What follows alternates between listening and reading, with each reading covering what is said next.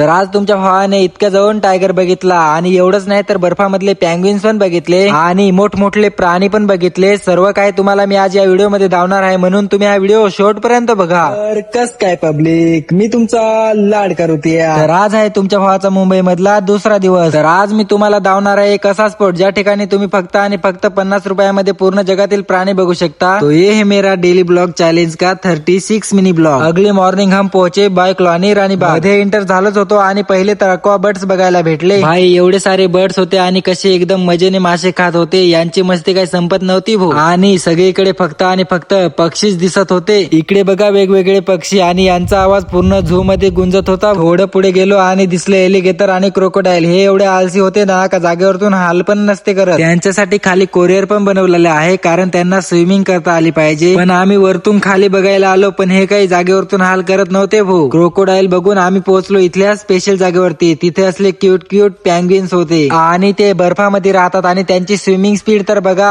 किती cute cute आहेत ना सर्व. यांना एवढ्या जवळून बघणं म्हणजे खूपच रेअर आहे. आगे हमने स्पॉटेड हरिण और बड़े से सांबर को देखा और झू का असली बादशाह तो अभी बाकी है. त्याला बघण्यासाठी एवढी तुफान गर्दी सांगूच नका. फायनली एवढ्या जवळून तुमच्या भावाने पण टायगर बघितलाच. बस एक शीशे का फरक था. शीशा नहीं रहता तो हम आपको अगली वीडियो में दिखते ही नहीं.